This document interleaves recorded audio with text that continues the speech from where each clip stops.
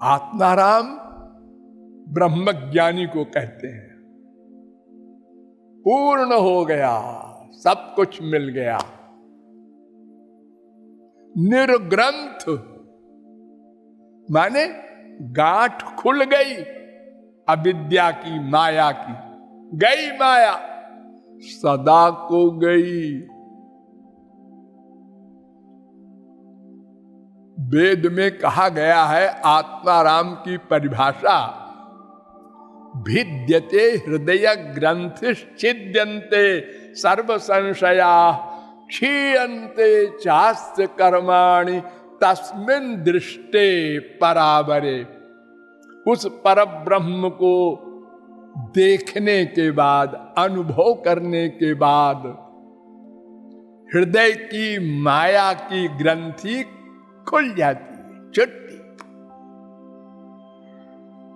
और समस्त संशय समाप्त,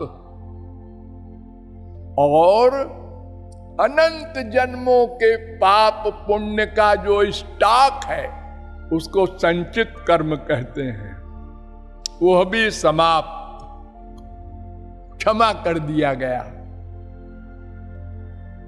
और वर्तमान से लेकर सदा के लिए अब उसे कुछ करना नहीं है, छुट्टी। और एक कर्म और बचा, प्रारब्ध।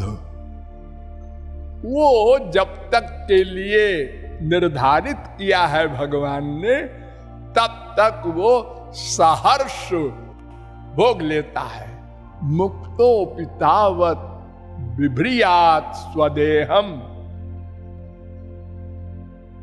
भागवत 5:1-16। वो देह धारण तब तक करना पड़ेगा जब तक प्रारब्ध है, और प्रारब्ध के अनुसार जो जो भोग है वो भी भोगना पड़ेगा। लेकिन उसकी फीलिंग नहीं होगी उसको। बाप मर गया, हाँ ठीक है जलाओ, लाओ भाई, इंतजाम करो। नेचुरलिटी से बोलेगा। हाय हाय, ये जो हम लोग करते हैं ये नहीं करेगा। हानि हो, मरण हो, अपजश हो, सब में हंसता रहेगा, उसके ऊपर कोई असर नहीं होगा। प्रहलाद ने भगवत प्राप्ति की बचपन में, नृसिंह भगवान का अवतार हुआ।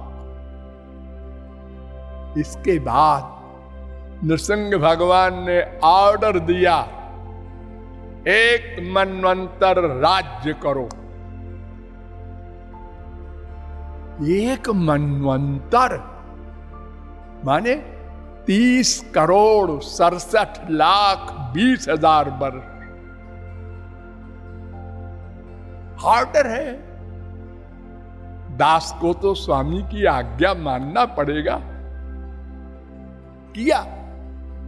अब राज्य करने में तो सभी चीजें होती हैं, साम दाम दंड भेद, लड़ाई झगड़ा मार धाड़ सभी कुछ होता है। हाँ, सब कुछ किया, शादी किया, लड़का हुआ, गृहस्थ। लेकिन 7/0/100 है नहीं है, सब बराबर।